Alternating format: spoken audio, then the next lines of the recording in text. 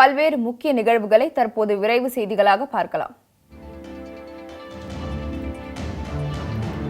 சேலம் மாவட்டம் ஆத்தூரில் டிவி ஷோரூமின் பின்பக்க கதவை உடைத்து தங்க நாணயம், பணத்தை திருடி சென்ற மர்ம நபர்களை போலீசார் தேடி வருகின்றனர். ஆத்தூர் ராணிப்பேட்டையில் உள்ள டிவி ஷோரூமில் வீட்டு உபயோகப் பொருட்கள் விற்பனை செய்யப்பட்டு வருகிறது. இந்நிலையில் வழக்கம் போல் கடைக்கு வந்து மேலாளர் சந்திரமோகன் கடையின் பின்பக்க கதவு உடைக்கப்பட்டு இருப்பதைக் கண்டு அதிர்ச்சியடைந்தார். பின்னர் உள்ளே சென்று பார்த்தபோது கடையில் இருந்த சிசிடிவி கேமரா, கம்ப்யூட்டர் உள்ளிட்ட பொருட்கள் உடைக்கப்பட்டிருப்பது தெரியவந்தது.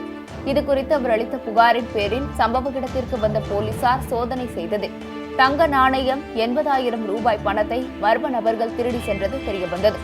இச்சம்பவம் குறித்து வழக்கு பதிவு செய்த போலீசார் கைரேகை நிபுணர்கள் உதவியுடன் தடயங்களை சேகரித்து மர்ம நபர்களை தேடி வருகின்றனர்.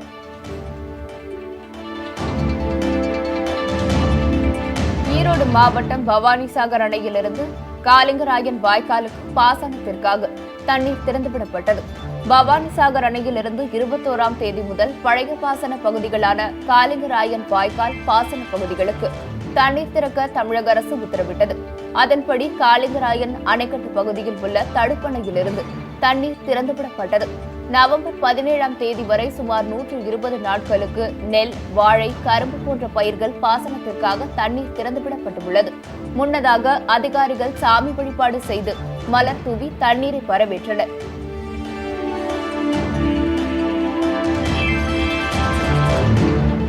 செங்கல்பட்டு மாவட்டத்தில் பசுமை இயக்கத்தின் சார்பில் இயற்கையை மீட்டெடுப்பது குறித்த கலந்தாய்வு கூட்டம் நடைபெற்றது. பசுமை இயக்கம் பல்வேறு பகுதிகளில் உள்ள சீமை கருவேல மரங்களை அகற்றி மழை தரக்கூடிய மரங்களை நட்டு இழந்து வரும் இயற்கையை மீட்டெடுக்க பல திட்டங்களை செய்து வருகிறது. இந்நிலையில் இயற்கையை மீட்டெடுப்பது குறித்து பசுமை இயக்கத்தின் சார்பில் கலந்தாய்வு கூட்டம் நடைபெற்றது. இக்கூட்டத்தில் கலந்து கொண்டு பேசிய இயக்கத்தின் தலைவர் சிவக்குமார், விவசாயிகளிடம் நிலத்தை குத்தகைக்கு எடுத்து அவர்களுக்கு வருமானம் ஈட்டித்தர நடவடிக்கை எடுக்கப்படும். மேலும் விவசாயிகளின் தற்கொலைக்கு முற்றுப்புள்ளி வைப்பது உள்ளிட்ட பல்வேறு திட்டங்கள் குறித்து எடுத்துரைத்தார்.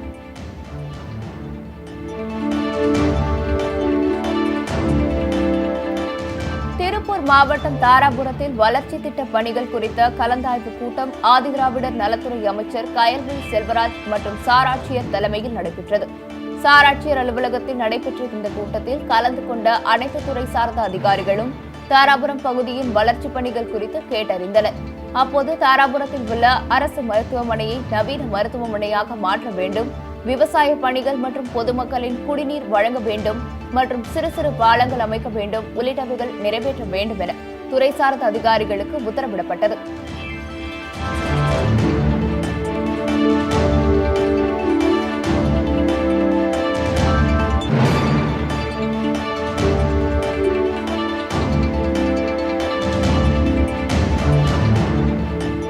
மாவட்டம் கே கள்ளிக்குடியில் எழுத்தறிவு இயக்கத்தை பள்ளிக்கல்வித்துறை அமைச்சர் அன்பில் மகேஷ் பொய்யாமொழி தொடங்கி வைத்தார்.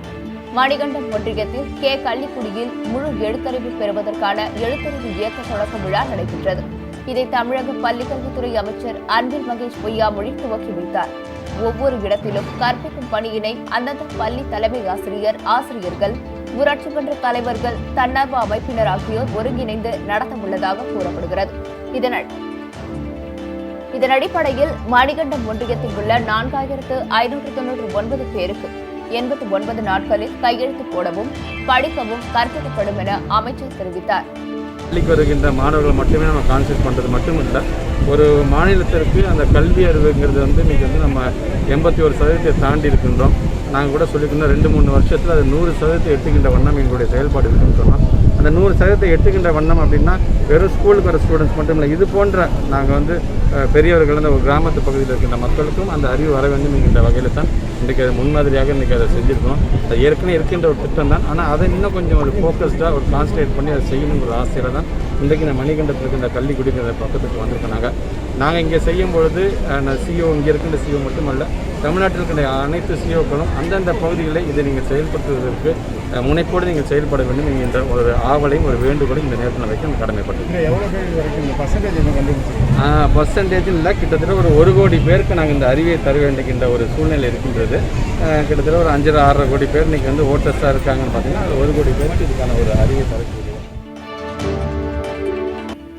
கன்னியாகுமரி மாவட்டம் களியக்காவிளை பகுதியைச் சேர்ந்த சிறுமியை காதலிப்பதாக கூறி ஏமாற்றி பாலியல் பலாத்காரம் செய்த வாலிபரை போலீசார் கைது செய்தனர். கன்னியாகுமரி மாவட்டம் மார்த்தாண்டம் ஆர்சி தெருவை சேர்ந்தவர் அபி. இவர் களியக்காவிளை பகுதியைச் சேர்ந்த 14 வயது சிறுமியிடம் காதலிப்பது போல நடித்துள்ளார். இந்த நிலையில் கடந்த 14ஆம் தேதி சிறுமி வீட்டிலிருந்து மாயமானார். இது தொடர்பாக சிறுமியின் தாய் களியக்காவிளை காவல் நிலையத்தில் புகார் அளித்தார். புகாரின் பேரில் விசாரணை மேற்கொண்ட போலீசார் மார்த்தாண்டத்தை சேர்ந்த அபி சிறுமியை கடத்தி சென்றதை அறிந்தனர். இதனையடுத்து சிறுமியை மீட்ட போலீசார் அபியை கைது செய்தனர். அவனிடம் நடத்திய விசாரணையில் பல பெண்களை காதலித்து மோசடியில் ஈடுபட்டது தெரியவந்தது. ஆந்திர மாநிலம் சித்தூர் மாவட்டத்தில் செம்மரங்கள் கடத்த முயன்றவர்களை மோப்பநாய் உதவியுடன் போலீசார் தேடி வருகின்றனர். சித்தூர் மாவட்டம் திருப்பதி அடுத்த சீனிவாச மங்காபுரத்தில் உள்ள சேஷாச்சல வனப்பகுதியில் போலீசார் ரோந்து பணியில் ஈடுபட்டிருந்தனர். அப்போது சிலர் செம்மரங்களை தோளில் சுமந்து செல்வதைக் கண்ட போலீசார் அவர்களை சுற்றி வளைத்து பிடிக்க முயன்றனர். ஆனால் அவர்கள் செம்மரங்களை வீசிவிட்டு வனப்பகுதிக்குள் தப்பி ஓடினர். இதையடுத்து போலீசார் செம்மரங்களை பறிமுதல் செய்தனர். மேலும் வனப்பகுதிக்குள் அதிக அளவில் கடத்தல்காரர்கள் இருப்பதை அறிந்த செம்மர கடத்தல் தடுப்பு தனிப்படை போலீசார் மோப்பநாய் உதவியுடன் தேடுதல் பணியில் ஈடுபட்டு வருகின்றனர். கோதாவரி நதியில் கட்டப்பட்டு வரும் போலவரம் அணை கட்டும் பணிகளை 2022ஆம் ஆண்டு டிசம்பருக்குள் முடிக்க வேண்டும் என அதிகாரிகளுக்கு ஆந்திர முதலமைச்சர் ஜெகன்மோகன் ரெட்டி உத்தரவிட்டுள்ளார். கோதாவரி நதியில் போலவரம் அணை கட்டும் திட்ட பணிகளை ஆந்திர முதலமைச்சர் ஜெகன்மோகன் ரெட்டி அதிகாரிகளுடன் ஆய்வு செய்தார். முன்னதாக ஹெலிகாப்டரில் பறந்தபடி வெள்ளத்தால் பாதிக்கப்படாமல் பணிகளை எப்படி முடிப்பது என ஆய்வு செய்தார். இதன் பிறகு நீர்ப்பாசன அமைச்சர் அனில்குமார் யாதவ் மற்றும் அதிகாரிகளுடன் நடைபெற்ற ஆலோசனைக் கூட்டத்தில் அவர் கலந்து கொண்டார். தொடர்ந்து வெள்ளத்தை திசை திருப்பி பணிகளை செய்வது, இடம்பெயர்ந்தவர்களுக்கு மறுவாழ்வு அளித்தல் போன்ற பணிகள் அனைத்தும் 2022ஆம் ஆண்டு டிசம்பருக்குள் முடிக்க வேண்டும் என அதிகாரிகளுக்கு உத்தரவிட்டார். திருப்பத்தூர் அருகே ஊரின் பெயர் பலகையை தனிநபர் அப்புறப்படுத்தியதால் பரபரப்பு நிலவியது.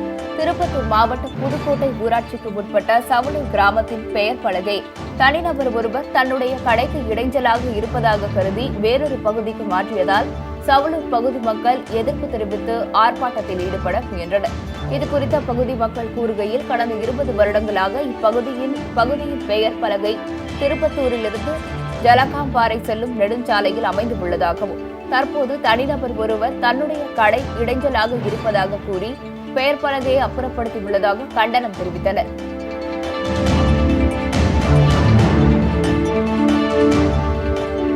பழவேற்காட்டில் பஞ்சர் கடையில் பணிபுரிவது போன்று வீட்டில் சாராய ஊரல் போட்டு விற்பனை செய்த முதியவரை கைது செய்த போலீசார் 200 லிட்டர் பேரல் மற்றும் சாராய ஊரல் மூலப்பொருட்களை பறிமுதல் செய்தனர். திருவள்ளூர் மாவட்டம் பழவேற்காடு பகுதியில் சாராயம் விற்பனை செய்யப்படுவதாக வந்த ரகசிய தகவலின் பேரில் திருப்பாலைவனம் போலீசார் சோதனை மேற்கொண்டனர். அப்போது பூமிக்கோட்டை பகுதியைச் சேர்ந்த பஞ்சர் ஓட்டும் தொழிலாளி வீட்டினில் ஸ்டவ் சமையல் எரிவாயு சிலிண்டரை பயன்படுத்தி வீட்டில் சாராயம் தயாரித்தது தெரியவந்தது.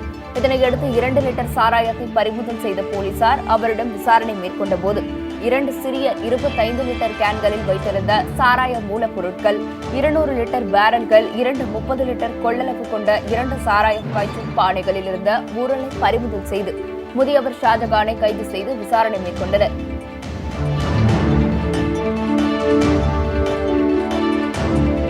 பொற்கொள்ளர்களுக்கு தனிநல வாரியம் அமைக்க வேண்டும் என கோவையில் நடைபெற்ற ஆலோசனைக் கூட்டத்தில் கோரிக்கை வைக்கப்பட்டது. கோவையில் நடைபெற்ற ஆலோசனைக் கூட்டத்தில் நகை தொழில் தொழிலாளர்கள் பிரிவின் தலைவர்கள், விஸ்வகர்மா அமைப்பின் நிர்வாகிகள் மற்றும் தொழிலாளர்கள் பலர் கலந்து கொண்டனர். இதில் தொழிலாளர்களுக்கு ஹால்மார்க் முத்திரை குறித்த சந்தேகங்களுக்கு விளக்கம் அளிக்கப்பட்டது. பின்னர் செய்தியாளர்களிடம் பேசிய மாநில தலைவர் பாண்டியன், மத்திய அரசு நகை தொழிலாளர்களுடன் கலந்தாலோசித்த பின்னர் இந்த சட்டத்தை அமல்படுத்த வேண்டும் எனவும் நகை உருவாக்கும் பணிக்கென கூலியை நிர்ணயிக்க வேண்டும் எனவும் கேட்டுக் கொண்டார். மேலும் தங்களது நீண்ட நாள் கோரிக்கையான தனிநல வாரியத்தை அரசு அமைத்து தர வேண்டும் என கோரிக்கை விடுத்தார். மத்திய அரசு எங்களிடம் கலந்து ஆலோசித்து இந்த ஹால்மார்க் விஷயத்தை அறிமுகப்படுத்த வேண்டும். நாளைய தினம் தொழிலாளர்களுக்கு எந்தவித விதமான பாதிப்பும் ஏற்படக்கூடாது என்பதற்காக இன்று நகைத் தொழிலாளர்கள் மத்தியில் ஆலோசனை கூட்டம் நடைபெற்றுக் கொண்டிருக்கின்றது. நகைத் தொழிலாளர்களுக்கு நாங்கள் அரசிடம் பலமுறை குறைந்தபட்ச கூலி சட்டத்தை அமல்படுத்துங்கள் என்று நாங்கள் கூறியிருக்கிறோம். திருவாரூர் மாவட்டம் வலங்கைமான் அருகே ஆடு திருடிய 3 பேர் சிறுவர்களை போலீசார் கைது செய்தனர். வலங்கைமான் அருகே நரிக்குடி கிராமத்தைச் சேர்ந்த விவசாய தொழிலாளியான ஜோதிலட்சுமி தனது வீட்டில் ஆடு வளர்த்து வருகிறார். இரவு திடீரென ஆடுகள் சத்தம் போட்டதால் விவசாய தொழிலாளி வெளியே வந்து பார்த்தார். அப்போது 3 பேர் ஆடுகளை திருடி மோட்டார் சைக்கிளில் தப்பி செல்ல முயன்றனர். தொடர்ந்த பகுதியினர் அவர்களை பிடித்து வலங்கைமான் போலீசாரிடம் ஒப்படைத்தனர். விசாரணையில் அவர்கள் 3 பேரும் 18 வயதுக்கு உட்பட்டவர்கள் என்பது தெரியவந்தது. இதையடுத்து மூவரையும் கைது செய்த போலீசார் நீதிமன்ற உத்தரவின்படி அவர்களை திருவாரூர் அரசு சிறுவர் சீர்திருத்த பள்ளியில் ஒப்படைத்தனர். திருச்சி மாவட்டம் சமயபுரம் அருகே விற்பனைக்காக பதுக்கி வைக்கப்பட்டிருந்த 6 லட்சம் ரூபாய் மதிப்புள்ள அரசு மதுபான பாட்டில்களை போலீசார் பறிமுதல் செய்தனர். இருங்கலூர் ஊராட்சியில் அரசு மதுபான பாட்டில்களை சட்டவிரோதமாக பதுக்கி வைத்து விற்பனை செய்வதாக சமயபுரம் போலீசாருக்கு தகவல் கிடைத்தது. அதன் பேரில் சம்பவ இடத்திற்கு வந்த போலீசார் லாரன்ஸ் என்பவருக்கு சொந்தமான தோட்டத்தில் உள்ள வீட்டில் சோதனை செய்தனர். அப்போது 90 அட்டை பெட்டிகளில் 6 லட்சம் ரூபாய் மதிப்பு உள்ள 4320 மது பாட்டில்கள் இருப்பது தெரியவந்தது. இதையடுத்து அவற்றை பறிமுதல் செய்த போலீசார் அங்கிருந்து தப்பி ஓடிய லாரன்ஸை தேடி வருகின்றனர். பக்ரீத் பண்டிகையொட்டி கரூர் ஈத்கா பள்ளிவாசலில் சிறப்பு தொழுகை நடைபெற்றது. பக்ரீத் பண்டிகை உலகம் முழுவதும் உள்ள இஸ்லாமியர்களால் கொண்டாடப்பட்டது. இதன் ஒரு பகுதியாக கரூர் நகரில் உள்ள பெரிய பள்ளிவாசல், சின்ன பள்ளிவாசல் மற்றும் ஈத்கா பள்ளிவாசலில் சிறப்பு தொழுகைகள் நடைபெற்றது. இந்த சிறப்பு தொழுகையில் ஏராளமான இஸ்லாமியர்கள் கலந்து கொண்டு சிறப்பு தொழுகையில் ஈடுபட்டனர். சிறியவர்கள் முதல் பெரியவர்கள் வரை புத்தாடைகள் அணிந்து ஒருவருக்கொருவர் வாழ்த்துக்களை தெரிவித்துக் கொண்டனர். தொடர்ந்து தங்களின் வேண்டுதல் நிறைவேறியதாக கூறி தந்தை மற்றும் மகன் புறாக்களை பறக்கவிட்டு நேர்த்திக்கடன் செலுத்தினர். நாகை மாவட்டம் வேளாங்கண்ணியில் கடந்த 9 மாத காலமாக வாடகை தராத காரணத்தால் BSNL எக்ஸ்சேஞ்ச் அலுவலகத்தை வீட்டின் உரிமையாளர் பூட்டிய சம்பவம் பரபரப்பை ஏற்படுத்தியுள்ளது. வேளாங்கண்ணி மேலவீதியில் உள்ள தனியாருக்கு சொந்தமான கட்டிடத்தில் BSNL டெலிபோன் எக்ஸ்சேஞ்ச் அலுவலகம் இயங்கி வருகிறது. இந்த கட்டிடத்தில் 15 ஆண்டு காலத்திற்கு ஒப்பந்தம் செய்யப்பட்டு BSNL அலுவலகம் இயங்கி வருகிறது. இந்த ஒப்பந்தம் 1.5 ஆண்டுகளுக்கு முன்பு நிறைவு பெற்றதாகவும் கடந்த 9 மாதங்களாக வாடகை பாக்கி தரவில்லை எனவும் கூறப்படுகிறது. இதுகுறித்து அதிகாரிகளிடம் கேட்டும் எந்தவித நடவடிக்கையும் எடுக்கப்படவில்லை என தெரிகிறது. இதையடுத்து வீட்டின் உரிமையாளர் அலுவலகத்தை பூட்டி சென்றார்.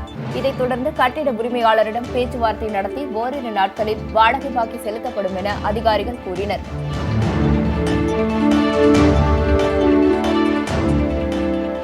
திருவள்ளூர் மாவட்டம் திருத்தணி அருகே கொரோனா விதிமுறைகளை மீறி நடைபெற்ற தீமிதி திருவிழாவில் 1000க்கும் மேற்பட்டோர் குவிந்ததால் கொரோனா பரவும் அபாயம் உள்ளதாக சமூக ஆர்வலர்கள் குற்றம் சாட்டினர்.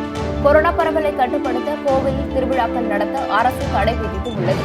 இந்நிலையில் ஆடி மாதத்தையொட்டி திருத்தணி அருகே முருக்கம்பட்டு கிராமத்தில் உள்ள பச்சையம்மன் கோவிலில் தீமிதி தடையை மீறி திருவிழா கொண்டாடப்பட்டது.